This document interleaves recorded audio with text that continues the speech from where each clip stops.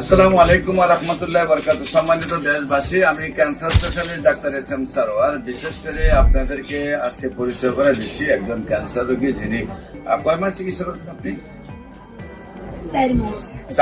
4 মাস চিকিৎসা হয়েছে এবং নিজেকে আল্লাহ রসের সম্মতে উনি খুব মানে অল সাইড উনি সুস্থ মনে করছেন। আমরা ওনাকে দেখাই আপনাকে, উনি অ্যালোপ্যাথিক চিকিৎসায় ওনার এই যে অবস্থাটা, এখান থেকে ধরে এখানে হয়ে এই জায়গা পর্যন্ত ওনার অপারেশন হয়েছে।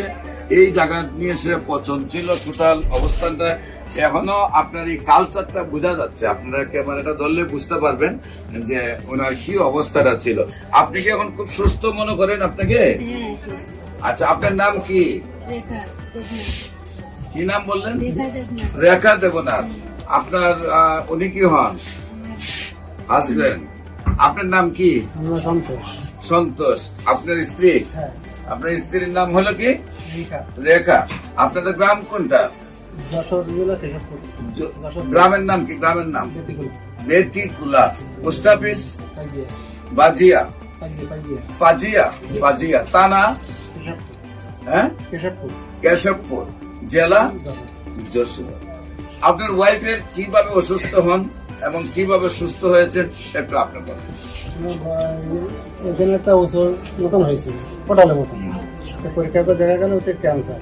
কোন রাত্রে পরীক্ষা করি ক্যান্সারে কি হবে, তো এখন করে ঢাকায় নিয়ে যাচ্ছে। মহাকালী ক্যান্সার হাসপাতাল, মহাকালী ক্যান্সার হাসপাতালে নিয়ে গেলাম। সেখানে তো অপারেশন করলাম। অপারেশন করলে ওরা ক্যান্সার করে ঢাকা মেডিকেল পাঠাই দিলে দিদি, ওরা বললো অপারেশন সাকসেসফুল হয়নি, অপারেশন আবার করতে হবে। আমরা প্রথম ঢাকাতে আসছেন, আপনার এলাকা থেকে পাঠাইছে ক্যান্সার হসপিটাল মনে, সেখান থেকে আপনার পাঠাইছিল ঢাকা মেডিকেল। ঢাকা মেডিকেল এবং এখানে চিকিৎসা করে অপারেশন করে সাকসেস হন নাই। 2বার করছেন অপারেশন, তাও সাকসেস হয়। আচ্ছা, আপনার অ্যালোপ্যাথিকে আমার এখানে আসার আগে কত টাকা খরচ হয়েছে আপনার? 5-7 লাখ করে দিয়ে। কয় মাসে? প্রায় 5 থেকে 7 লাখ টাকা আপনার খরচ হয়ে গেছে। তারপরে আপনি আমার ভিডিও দেখে আমার কাছে চলে আসছেন। আসার পরে কয় মাস চিকিৎসা হলো?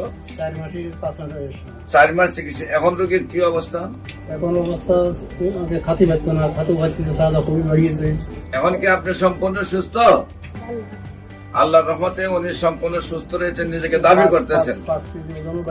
5 কেজি ওজন আগের চেয়ে বেড়েছে, নিজেকে সুস্থ। আমরা ইনশাল্লাহ আজকে ওষুধ দিচ্ছি, দোয়া করবো আমরা আল্লাহ যেন বাঘের মতো শক্তি দান করেন এই ওষুধের দ্বারা।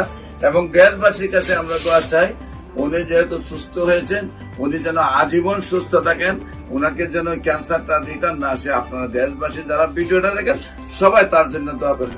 যে কোনো প্রয়োজনে স্ক্রিনে দেওয়া নম্বরে যোগাযোগ করার জন্য আহ্বান জানিয়ে শেষ করছি। এবং ওই রোগীর জন্য যিনি মরণবিধি ক্যান্সার থেকে মুক্তি লাভ করেছেন তার জন্য দোয়া চেয়ে শেষ করছি। সবাইকে ধন্যবাদ। আসসালামু আলাইকুম ওয়া রাহমাতুল্লাহি ওয়া বারাকাতুহু।